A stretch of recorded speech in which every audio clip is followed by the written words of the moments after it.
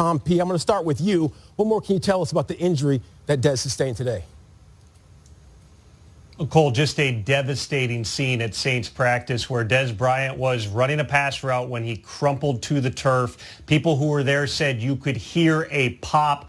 Bryant had to be helped off the field. Immediately, teammates and others feared the worst, a significant injury. The initial diagnosis is an Achilles tear. That would obviously be season-ending. Bryant will undergo an MRI and get a second opinion, but those are really considered formalities at this point. Now, in terms of the short-term impact on the Saints, they were not planning to have Bryant active for Sunday's game against the Bengals anyway. He only would have had 2 practices under his belt, needed time to shed a few pounds, get up to speed in the offense, build chemistry with his quarterback, really get himself back into game shape. The hope was Dez would be able to play the following week against the Eagles, ramp up to that big rematch with his old team, the Cowboys, on November 29th. Instead, it appears that Dez's season is over before it begins, and he now faces, Ian, a grueling 6 months or more of rehab to have a chance to play in 2019. That's absolutely right. And if this was supposed to be Dez's coming out party, his return to the NFL, he had waited so long to find the right team, Tom, to land on, and he loved the opportunity with the Saints, even though it was for a lot less money than he might have made somewhere else. He believed this was a team that was potentially headed to the Super Bowl. Now, the Saints have to move on without him and potentially replace him. Brandon Marshall is the name that keeps coming up. I know he had an impressive workout the same day that Brian worked out. I would not be surprised, based on what I'm hearing, if they ended up signing Marshall down the line. But for Dez Bryant, this is a similarly emotional and devastating blow. He faces a long rehab. He is older than 30 years old, and you have to wonder, where is he going to land next, and just where and when is he going to be able to resurrect his career? Yeah, and crumples and pops, never a good thing when you're talking about a wide receiver injury. Gentlemen, thank you very much. I'm sure you'll keep us posted on the very latest to Dez Bryant and that ongoing injury. In the meantime, Dez taking to Twitter where he said things was just starting to heat up for me. I won't question the man upstairs. This is the ultimate test. Thank you, everyone, for the prayers. There are plenty of prayers going up to 88. And his teammate, Michael Thomas, followed up with, best believe we throwing up the X still, bro. We all we got. So we all we got right here, MJD and Rod. And when it comes to a big blow for the Saints, this one huge, no doubt about it. But just how big was this, MJD? Well, I think for the Saints, you know, you've already played without Dez, so it wasn't that type of injury. True. I think for Dez, though, this is a huge blow because you've worked this whole season trying to get back and get on the team. You finally find the right team, and like you said in that tweet, you're never going to question the man upstairs, but you are going to question if you can bounce back from this, and that's important. How are you going to come back from this injury? How are you going to be able to go? I don't like when people try to say because he wasn't in football shape or game shape this happened. True. People get hurt all the time that are in game shape. It's just when tendons go, that means it's time for it to go. Yeah. Point blank, period. Sean Watson last year in practice, we saw a little bit of the same right there. The huge blow for Dez Bryant. Where's his mind at right now, Rod? Well, you got to believe that, you know, he wants to play again because no player that's competitive inside of him, that has a competitive nature inside him, that's been competing his whole life, want to go out like this. Mm-hmm. You know, I got hurt going into my 8th year myself, and you always think, why me first? That's the first thing, and then you think, how can I get back? And you're not gonna talk about, you know, all the negativity that's going along with it because the Saints have played really good football. Mm-hmm. Dez Bryant, hopefully, you know, he's never been a real speedster. No. So the good thing about that is that he still can come back and kind of be the same Dez that he's been in the past several years where he's big physical body, especially in the red zone. Yeah. He can make a test of catches over DBs. You know, that can still be him. Just, you know, Achilles at 30 years old, 8 years into this whole thing, that's going to be a tough one to come back from. Maybe a position change. Maybe he bulks up a little bit and goes to tight end. Bulk up, be a tight end, move back. That was Rod's idea, though. You're talking about him going against a defensive end weighing 300 pounds. Yeah, Come on. Dez Bryant had a receiving season supposed to be tough. Of 1,000 yards or more since 2014. So maybe he'll be a possession tight end, or maybe he won't be. Time now to take a spin around the league. Here's what else you may need to know. Rob Gronkowski, limited participation in practice again. Gronk currently listed as questionable for their showdown with Tennessee on Sunday. As for Leonard Fournette, he's officially off the Jags injury report. That is good news for Mr. Fournette. He's expected to play versus Indianapolis. And the Rams canceling practice today because of the wildfires going on in Southern California. The league saying that they're monitoring conditions, and at this point, both the Chargers-Raiders game and the Seahawks-Rams contest will kick off as scheduled. Keep it on NFL.com and right here on Total Access for the very latest. In the meantime, let's get you back up to speed. A little Thursday Night Football action. Big Ben getting all jazzed up in those nifty throwbacks and those color rush. And there's Cam.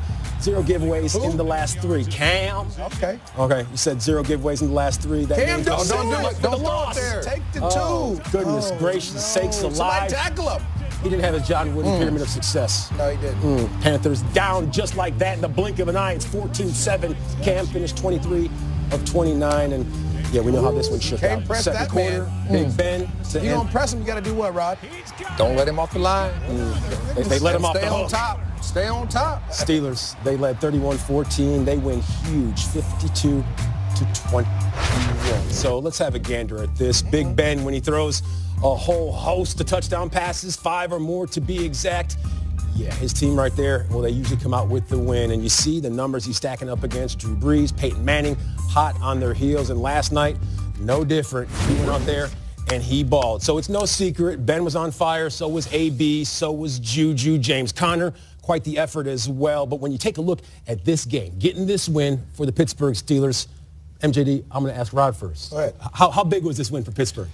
I thought it was a big win, but I thought that football team believed they're ready to play football. Real football doesn't start to get played until the weather gets nasty. It still starts turning until it starts raining and snowing and gets gritty and dirty. That's what the Steelers are all about. That's a blue-collar city. It's a lunch pail city. They're not going to pat themselves on the back because they play well in the first half of the year. They're going to keep moving and keep grinding. And we're seeing not only the offense, we know they can score. The defense is showing up for these guys. This 5-game winning streaks, 21 points or less are giving up. The young secondary starting to get close to receivers, making plays. This is one of the main reasons they got a lot of hope that they can finish strong in Pittsburgh. All right, the 52-21 victory moves Steelers to 6-2-1. And during the game, Le'Veon Bell, as we know, he issued a few tweets, extremely complimentary. So when or if Lev Bell does come back with the Steelers, what can we expect to see from him, MJD? You know what? Well, first, can I clarify some comments? Clear the air. Yeah, let me clear the air real quick. Where's my single? Like the Ionic Breeze Quadra. Okay, so earlier this week, I was on Dave Damashek's football program, a podcast. You guys should all check it out. It's a great podcast. But I spoke about Le'Veon Bell and his agent and some of the things that they're doing to prepare for this big decision coming up on Tuesday. I think they were taken out of context, so I'm here to clear them up for you. First of all, Adisa Bakari, phenomenal agent. Phenomenal. He's going to do everything in his power to make sure that his clients are informed with every type of information, anything that can come on for every possibility going forward. I think that's where we got mistaken. Secondly, I'll say this. I was in this situation in 2012 when I held out, and I spoke with Adisa every day for at least 3 hours, going over the same information over and over and over again to make sure I can make the right decision, when to come back, if I'm going to come back, if I'm not going to come back. That's why I wrote that article in week 1. Last but not least, Le'Veon is going to do what Le'Veon wants to do. That's what it comes down to. Adisa can't make that decision for him. No one can make that decision for him. This is on Le'Veon. As an agent, all you can do is give your client the best information to make the best decision for Le'Veon Bell. And I think Le'Veon's going to make that decision. We all have to wait till Tuesday for it. Bell, losing out on a lot of coins, lost over $7 million and counting. That's a lot of money. Yeah, it's a lot of money by not showing up. It's not? Yeah. Oh, no, man. There's people. That's a question mark you just said. I thought you. Not balling like that. Let's move things along because it's been a rough patch as of late for those Baltimore Ravens. Losers of 3 straight. And now their quarterback, Joe Flacco, will undergo a battery of tests to diagnose the severity of his hip issue, an injury sustained last week in Baltimore's loss to those Pittsburgh Steelers. So let's welcome Ian Rappaport back to the fold. Ian, how could this setback to Joe Flacco affect the Ravens as they move forward? Could dramatically affect the Ravens. And John Harbaugh had already said, Cole, that they may see Lamar Jackson maybe more than we had before. We could see him full-time. And that is something that could come out of Joe Flacco's injury. He is getting tests on that hip, something that has landed him on crutches. He's been spotted around Baltimore, needing assistance to walk. He is getting more tests just to figure out how severe this is, but he was in clear discomfort on Sunday, and the results of this test and whether or not he actually is able to play when they return from the bye could go a long way in determining how much we see the first-round quarterback this year.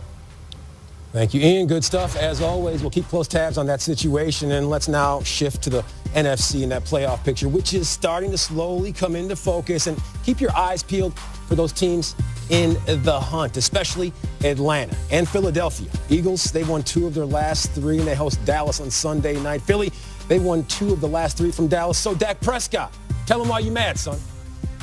Yeah, we're pissed. And I would have been even more pissed if I come in here and came in here and guys weren't. So, I mean, that's the competitive nature of this locker room and the players we have. As you said, we came in, we're in our feelings. Nobody wants to come in 3-5, but we know all we can do is take care of what's in front of us in the day that we have now, and that's what we quickly turned to and did. And that was the message of we still control what's in front of us. So being in our feelings, having a attitude or whatever it is, doesn't get us anywhere. So we've got to stay positive, like I said, lock arms and just be together. And I know if we do that, it'll serve us well. For more on Sunday Showdown, let's turn to Jane Slater with the very latest in Philly. Well, this rivalry is something else. Try being the reporter most synonymous with Dallas, walking into that Eagles locker room and trying to talk to the players about the game. Wide receiver Nelson Aguilar joked that I had 1 minute and he wasn't talking much about the game plan. Understood. But I was able to talk to him about newly acquired Golden Tate. And he says this is a guy that's just going to make him harder to guard. Jordan Matthews echoed that sentiment and says their biggest struggle at the first half of the season was an inability to put points on the board. This is a guy who can score. Now, one of those guys that could also help them in the past was running back Darren Sproles. They thought they were going to get him back this week, but he re-injured that hamstring in practice. Matthews told me they are praying for him, but feel good about the depth behind him. Guys like Wendell Smallwood and their rookie Josh Adams. He says against Jacksonville's really good front, they really helped bring it home. They helped find the holes, and they're going to lean on them once again this weekend. Thank you, Jane, as always. And look at this full screen graphic. That's what we call it here in the business. The moral of this Dak Prescott story here is that don't have him throw the ball over 30 times, Scott Linehan. Hopefully he's listening. Maurice, give me a winning game plan for Dallas with 8 games to go. What you got, Cole? A winning game plan for the Dallas Cowboys. There's 8 games left. Okay, it's very simple. Feed Zeke. That's why I got this bowl, and that's why I got this cereal. You give Zeke the ball 20-plus times, guess what? You win 3 games. When you don't do it, you lose 5. Very simple. Feed Zeke, 20-plus touches, find ways to get him the ball in space. As your quarterback, limit his throws. Maybe 20, 25, play action pass, throw some screens, let him get in the rhythm, find a way to win the game, help your defense stay off the field. Those Fruit It's Loops, good, by the way. Fruit Loops or Fruity Pebbles? We'll get back to you in just a second on that. Until then, let's get you up to speed on a few injuries from around the league. Of course, we know bumps and bruises, always a part of that weekly grind. Never good to be ruled out. That's A.J. Boye and Darius Slay, 2 top-flight cornerbacks. The questionable cats, that's Josh Allen, Rob Gronkowski, and Sony Michel. Keep it locked on NFL.com. We keep you in the know when it comes to those injuries. Coming up on NFL Total Access, fantasy reality. Stop stressing. Rams who were forced to cancel practice Friday as wildfires nearby their Thousand Oaks facility forced several staffers, players, and coaches to evacuate. Now the team will get together and practice Saturday at USC, which is located in downtown Los Angeles. And as for the game itself, that is not in jeopardy as these wildfires are about 40 miles west of the LA Coliseum. Now, this latest tragedy comes on the heels of the mass murder at the Borderline Bar and Grill in Thousand Oaks, which is about 4.5 miles from the Rams practice facility, and that is a tragedy that really struck a nerve with a lot of players and coaches. Head coach Sean McVay did say the team has been able to compartmentalize their preparation for the Seahawks, but situations like these really put life in perspective. Now, for the latest with the Seahawks, let's go to MJ Acosta. Thanks, Steve. Seahawks quarterback Russell Wilson says the mood in this locker room is, quote, locked in. After being within reach of a victory in Week 5 against the Rams, the Seahawks are learning from their mistakes. I expect them to implement that same effective formula and commit to running the ball. But there is a question mark against running back Chris Carson's health as he deals with a hip injury. Head coach Pete Carroll confirmed that Carson will be a game day decision. Carson has collected 100 or more yards on the ground on 3 separate occasions this season. Another player listed as questionable is guard DJ Fluker with a calf injury. Neither Fluker or Carson participated in practice this week. Cole? Thank you, MJ, and a 2-point win for LA the last time these two crossed paths. However, it was in the home of the 12, the Emerald City, Seattle. That's right. We know the fan base there, rabid. Now, the rushing yards is what kept the Seahawks in this game, but it was Todd Gurley keeping the Rams afloat. So Seattle versus LA, 4-4 versus 8-1, 2-point win the last time around, as we said. So when it comes to adjustments, what need to be made for either one of these teams? Well, if I'm the Seahawks, I got to focus on Todd Gurley and try to stop him. I mean, Todd got going early in this game, early and often, then kind of carried it throughout the fourth quarter. So you have to figure out a way to stop the run if you're the Seattle Seahawks. You can't allow Todd to rush for 3 touchdowns in the red zone. You can't allow him to continue to get big gains. You have to stouten up a little bit. Also, continue to get those type of turnovers. They found ways to create turnovers in this game to get their offense back the ball. Now, on offense, do what you did. Okay. You did a great job. You used max protection to do double moves, and you ran the ball well. Now, if I'm the Los Angeles Rams, offensively, we're going to continue to do what we've been doing. We're going to critique a couple things because anytime you play a team twice, you want to make sure that you have what we call a rabbit in the hat, a little trick play that you kind of throw them off with. Defensively, though, you have to stop the run. They've struggled against the run. They struggled against the Saints against the run. They've done it just throughout the season. They have to focus on stopping the run early in games and forcing teams to be one-dimensional. Okay, so those are the adjustments that both teams need to make. But is it, as I read between the lines, is it safe to say that the run game is going to dictate who is the winner of this contest?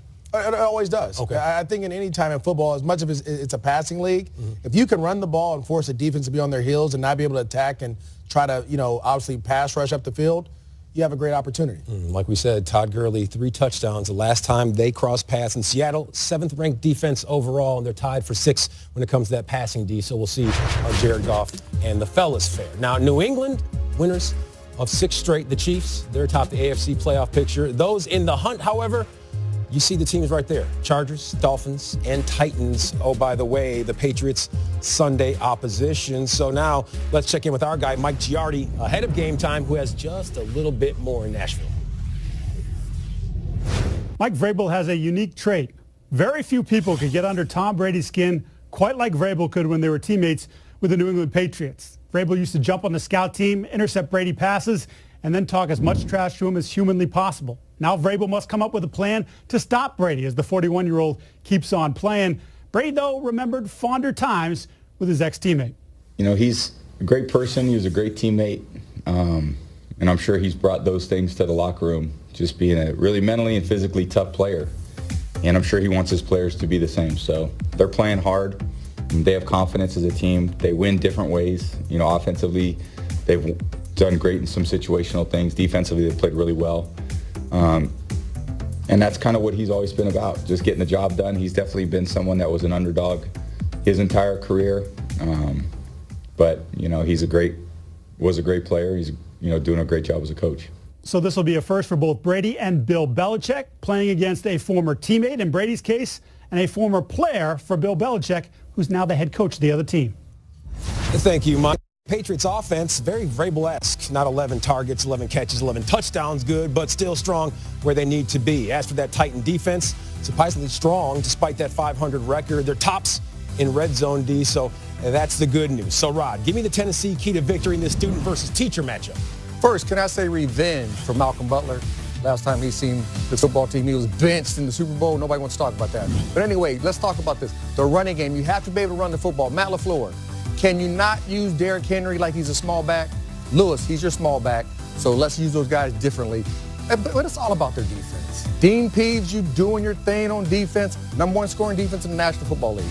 #1 scoring, one of the main reasons because of that, because the #1 scoring red zone defense in the National Football League. Tom Brady gets into the red zone. They have to keep him to field goals. That's the only way they have an opportunity to beat him, Cole. I'm no math major, Rod, but 7-2 versus 4-4 sounds like a Pats win every day. Now, we know Eli isn't the best fantasy QB option, but did you ever think you would ever say to fire up a third-string play caller over a Manning? Well, buckle up. That's exactly what we're saying. We're going on the clock. Week 10 questions coming your way next, right here. Total Access. Do not move. At AutoZone, we know batteries. Appears to be a torn Achilles. The team waiting on results from an MRI to confirm said injury. Now, the injury reportedly happening earlier today in Bryant's second practice as a member of the Saints. Now, there's a few other guys who are bumped and bruised up around the league. Josh Allen, as well as Rob Gronkowski and Sony Michel, all 3 questionable with the elbow and ankle and back and knee injuries. As for the guys that will be in street clothes on Sundays, that's A.J. Boye of the Jacksonville Jaguars and Darius Big Play Slay. It's a calf and a knee that has those cats on the shelf. Jags running back Leonard Fournette, he looks to be ready to return. He was a full go in practice this week. Now, as you know, he's missed 6 games with that nagging hamstring injury. Jacksonville did not assign a game designation on the final injury report, which is a good indication that he will play Sunday versus Indy. And defensive end Bruce Irvin, he will be all systems go this week for the Falcons. That's his hometown team. Now, the team signed him earlier this week, and head coach Dan Quinn says he will be on the field Sunday versus Cleveland. Now, Patriots and Titans getting the day started. 1 of 2 games versus 2017 playoff teams. 6 divisional games this week. Jacksonville and Indy, just one of them, and 4 tilts between teams above 500. New Orleans at Cincy. Dez, he wasn't expected to play, but now he really will not play because of that injury, as we know. So now it's time to go on the clock. 3.5 minutes coming out of the control room, if you don't mind. I have a few questions. Our guys, Rod and MJD, they have the answers. And MJD, I will start with you. More touchdowns on Sunday. Julio Jones or Jarvis Landry? It's contagious. It is contagious. He got one. Yeah. He got one. They come in bunches. It's 1 but versus I'm going to 2. go with Jarvis Landry. Okay. The reason being is that Falcons defense has given up 300 yards passing. They're averaging that, and then 18 touchdowns this year passing. So I think Baker Mayfield may try to find a way to get this young man in the game, and he's getting better as well. I got to go with Jarvis. You know, things might change when your voice raises a few octaves. That's why you got to do that. That's when it's real serious. All right, Rod, how about New England at Tennessee? Bigger number, Tom touchdowns or Titan sacks? I love Dean Pease. I love what he's doing. I know. I love what he's doing over there in Tennessee. I can't go against Tom, no. I can't go against Tom. I'm Tom. 17 touchdown passes so far this year. I have Tom. Okay. Easier said than done. All right, MJD, fantasy talk. You ready for this one? Yeah, you know I'm always ready for fantasy. All right, better performance, Eli Manning or Nick Mullins on Monday Night Football? You need your single shot for this one. You need your single shot. I'm going to go with Nick Mullins. And not because I don't believe in Eli. No, I believe in Kyle Shanahan. Okay. And I think Kyle Shanahan is going to devise a plan to get this young man, get the ball out of his hands quick, get it to his playmakers. The Giants defense lost Snacks, Harrison, and Eli Apple. And then I don't want to see the Eli Manning face. I just don't, I just choose not to see that face. You don't like seeing that, huh? No, I don't want to see it. All right, Rod, how about this one? Bigger impact on a new team, Amari Cooper or Golden Tate? Let me see. Amari Cooper plays for the Dallas Cowboys. He does. His quarterback is? Dak Prescott. Okay. Then you got Golden Tate. He's at Philly now. His quarterback is? Carson Wentz. You see what he's doing? Carson Wentz. What does that mean? Carson Wentz. I'm going with Carson Wentz. But you got to pick what receiver, though? I'm going with Carson Wentz, but I'm going with Golden Tate. Oh, okay. Golden Tate, Carson Wentz. You don't care the fact that Amari Cooper versus Tennessee? I like Coop. He's my guy. I like Coop. But you got Golden Tate and you got a better quarterback in Carson Wentz. I'm going to go with Golden Tate. Cooper's been impactful and didn't result in a win. So Golden Tate now rests on your shoulders. So MJD, how about this one? More likely, Dallas getting that first road win or the Packers getting their first loss at the frozen tundra? Yeah, when it starts to get cold, the Packers are always tough to beat at home. So I'm going to go with Dallas getting their first road win. I think they're going to find a way. Where's my single at? Let me just get to the single so I can talk to him face to face. In Green Bay? What? Huh? No. The Dallas Cowboys are going on the road. Oh. Okay, so listen. Everyone in Dallas, just give the ball to Zeke. That's it. Just feed Zeke. Where's my cereal? It's gone. Oh, y'all threw the cereal away? Give the ball to Zeke. All right. Plain and simple. You'll figure out a way to win. Feed the beast named Ezekiel Elliott. How about this one, Rod? Total yards on Sunday. Who's going to have more? Seahawks running backs or Todd Gurley? All right. I was kind of up in the air about who was going to have the most yards. All the running backs for the Seattle Seahawks until I heard Carson is questionable. Uh-oh. I got to go with Gurley. Got to go with Gurley. I got to go with your guy. The people that pay you some good money, I'm going with the. You can't be telling everybody my business. I'm going with the Rams. Putting everything out in the street there, huh? Yeah, I know. I can never hang out with him no more. All right. How about week 5? Snitches. What do snitches get? Seattle running backs had 184 rushing yards and 1 touchdown. Todd Gurley had 77 yards and 3 touchdowns. So there's that. Here we go. That cereal coming. Oh, we got some cereal. There you go. Thank you. Look at that. It's dry. It's dry. It's dry. It's okay. Over that one. So feed Zeke. Where's the thing at the bottom? Feed Zeke. Makes a whole lot of sense. You hear that, Scott Linehan? No, you put your hands in there. I want no part of that. Put your fingers in there. Feed Zeke. Get some, bro. You feed Zeke with your hands. Get you some. I'm good. Oh, for real. Sharing is caring. It is. That it is. So you don't have versus Colts. You know the Jags quite well, so which way are you going? Who delivers? I like a lot of guys in this matchup, but it has to be Leonard Fournette. And I'm going to tell you why it's Leonard Fournette. In order for the Jags to get going and start winning games, this young man has to run the ball and run the ball well. He's been out with a hamstring injury for a month. Get this guy back in, get him going. Let this offense go. Once you get him going, Blake Bortles plays better. That defense plays better. He has to get a ton of carries this game. Okay, he's missed 6 of the last 8, as you can see right down there. How about this one? Saints going into the jungle to take on Cincinnati. Okay, New Orleans. I'm not going to say anything bad about Drew Brees. You play that young man. Okay? But I'm going to tell you this, man. This is the guy I'm looking for right here. Tyler Boyd. A.J. Green is out. Guess what? A ton of targets. He's been killing the slot, doing a great job, finding ways to get open. Andy Dalton said last week, Tyler Boyd has been impressing a lot of people that we've been seeing him do this in practice. Is now translating to the game. Keep him going. I think he's going to be the guy. Okay, I like how you call Drew Brees a young man when he is older than you. No, he's not. Okay, Falcons and Browns, Atlanta, they won 3 straight, so who delivers in this one? Okay, play Julio Jones, play Matt Ryan. Those guys are going to throw the ball, but give me some Duke Johnson. Oh, okay. Okay, your running back coach is now the offensive coordinator. Guess what? All of a sudden, Duke Johnson becomes a guy. Catch the ball out of the backfield. The Falcons have struggled with running backs out of the backfield. Duke Johnson is going to be a guy who's going to get a ton of catches, a ton of opportunities on third down. He's going to be a guy to go. Okay, how about the Dallas Cowboys and Philadelphia Eagles? Dallas still in search of that first win away from the house. Who's going to deliver here? Amari Cooper's there. Zeke. You don't sound very confident. You got Carson Wentz. You got so many guys. I'm going with Alshon Jeffrey, though. I want to see what you can do. Golden Tate's there, so everyone's going to pay attention to Golden Tate. Okay. But Alshon Jeffrey, what can you give me? What can you show me? Yes, I've seen you cut up before. Keep doing it. Being that guy that Carson Wentz can lean on, Alshon Jeffrey's going to have a huge game. Well, Alshon, the Dallas Cowboys, they're a second-half team since 2016, 10-6 in the second half. Philly, 9-7 over that exact same span. So we'll see how things shake out. That's who's going to deliver this weekend.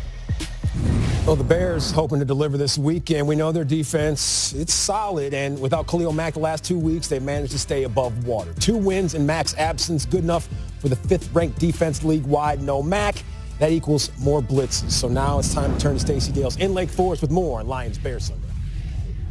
The Bears sit atop the NFC North and suddenly get 2 of their top playmakers back on each side of the ball. Allen Robinson on the offense because of the groin, and then Khalil Mack defensively with the ankle. Each has missed the last 2 games, but both told me on Friday they feel great. Khalil Mack hadn't missed a single game in his career until a couple of weeks ago. He admitted it was tough because of the type of person he is, even going so far as to say he had to bite his tongue and listen to the decision. However, he knew that his top 5 defense could absolutely hold down the fort. A lot of people have lauded Mack's impact on this defense, but one could argue it's more his honor. He said, quote, "I'm just excited to come here and play with these guys. Knowing the type of talent they have, even without me, that's a hell of a thing." As for what he might unleash Sunday against the Lions, he said, "I'm just going to go out there and try to be me." Thank you, Stacey. And let's keep in stride with the NFC North because a pair of losses the last 2 times out. That's the Green Bay Packers' last 14 days in a nutshell. A defeat courtesy of Tom Brady in the Burrow. Most recent memory for a Green Bay team who has yet to lose a game at the house. And they're hosting the Dolphins in Lambeau this week. And Aaron Rodgers knows Sunday is all about finding that rhythm. I just, feel like we got to play better consistently, 60 minutes. Trying to eliminate some of the lows that we've been having. We got to find a way to win a road game. We played really well at home. We got to hold on to our home field advantage this week and take care of business on a short week. Short week, heavy workload for Aaron. How about the NFC North? It's called the Crispy Air Division, as I like to call it, because that mercury's starting to dip. Now, Chicago currently in the catbird seat. They haven't made the postseason since 2010, and they've yet to beat a team above 500. So, Rod, MJD, keeping that in mind, who wins the North? You got to look at the North. Yeah. And when you're looking at the North, you got to look at the Minnesota Vikings. They're getting everybody healthy. You got Griffin back. You got Cooks back.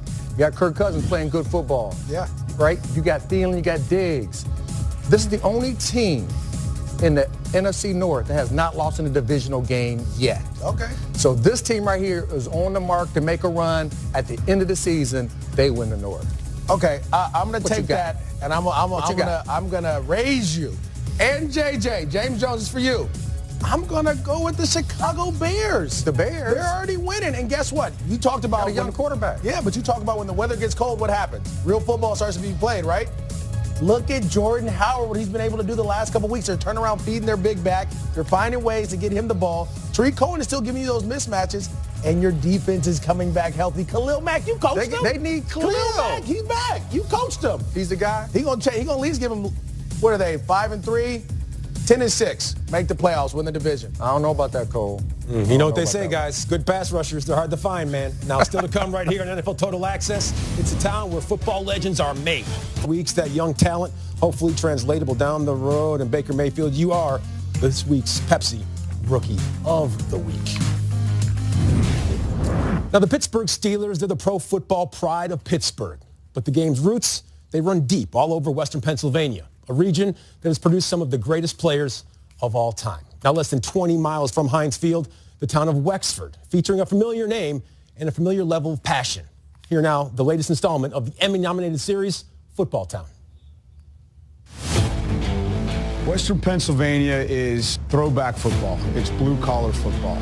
It is tradition-rich from the standpoint of the steel towns and communities coming together on a Friday night to support their team, to support their local high school. So there's a lot of pressure that we put on them, and our expectations are very, very high.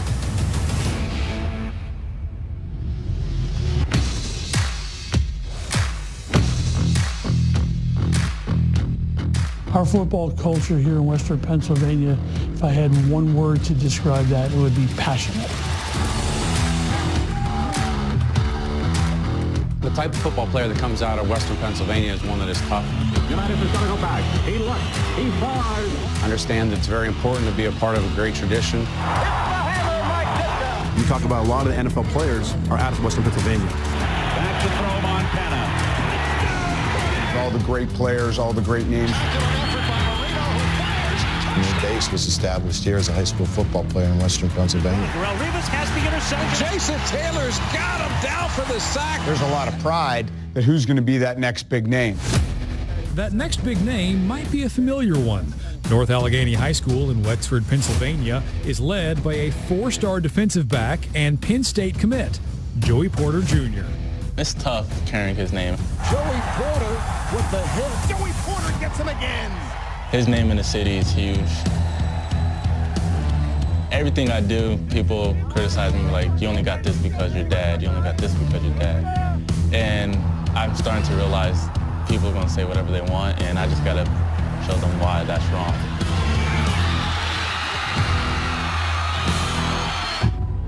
Welcome to right field at Newman Stadium. People have worked very, very hard to get where they're at. They've sacrificed a lot. They're dedicated, and I think that shows through in the young men that plays for us. We're doing it together. Old school. They think they can get it done. We're going to put on a clinic on how to run the football. Friday nights are special here. When you talk about these players and these coaches and these teams, a lot of tradition. And a floater deep, intercepted by Joey Porter Jr. And that right there, the dagger. It's all about football here on Friday nights. Yeah, high school football in Western. 1995, number 21. You know him quite well. It's Maurice Jones-Drew for those Antioch Bobcats. That's right. Looking like he had a bright future ahead of him in the National Football League. Who would have known back then? And not much has changed. You see what I'm doing, right? Yeah, I told you to feed Zeke. They were feeding this man right here. They knew exactly it was a team effort. What to do. So you ready to give us a little Hold on, Rod, you ready for this? What? Is Antioch tough? I need to see All this. right, here we go. Back in the days when you were young, you're not a kid anymore. Shout out to Ahmad. No problem. Here we go. Listen, let me check it out. Let's roll tape. Here we go. Flashback Friday. There it goes. Antioch squad. All right, there I am right here. Okay. This is 28 speed toss left. Get up, cutting the thing. Now, look, ball security is always, that's what we talk, ball security. You got to break tackles. Okay. Then you got to show the gas. Put your foot on it. Now it's time to go. There's someone at home right now who's actually in this video who's like, I remember when he did that to me so long ago. But I don't know if they're going to show the celebration. Hey, those guys look like NFL players. They was out there cutting up. They look like NFL players. I was 10. I was 10. Oh, you got to get out the way. You got to make a miss. Then you got to hit the sideline. Now, not only do you hit the sideline, see, I got to outrun this big kid. That joker big. But you got to cut back. You see the cutback call? And then you're breaking another tackle. Then they try to get somewhere. You got to get somewhere. Campbell. All right, now it's not Sean Merriman, this is for you. It ain't just you. Boom, get you some. You got to pass block at a young age. Get you some. Hey, we teach all that at Antioch. Antioch Tough. Now, this is Antioch Tough. Watch this. Headbutt, headbutt, headbutt, headbutt, headbutt, headbutt. Who's tougher? This is the foundation for the T-Birds. That's right. This is for the ceremony T-Birds. This is what we're trying to accomplish. We're going to play the Pleasant Hill Rebels. We were supposed to play them on Saturday, but because of the fires in the Bay Area, it's been canceled. It's postponed to next week. Can't wait to get back to practice. Now, can I steal that video from you? My grandmama made that video. Okay, so I can't steal that? All right, you just tuck yours in. She was on the sidelines back in the day like, there goes my baby with that giant... Sometimes we was watching the grass grow. Okay. Hold on, Rod. Hey, quit eating the cereal, man. Because I was eating back then. You getting fed? No question. I was eating cereal just like this, too. No milk or nothing. Don't share that cereal with him. He has had his hands all in it. Who knows where his hands have been. No. Get you some. That's Flashback Friday. More show to come. Like I said, I told you once, I told you twice, I'm good on that manhandled cereal. Now, still to come right here on the show, it's a city where football legends are born. From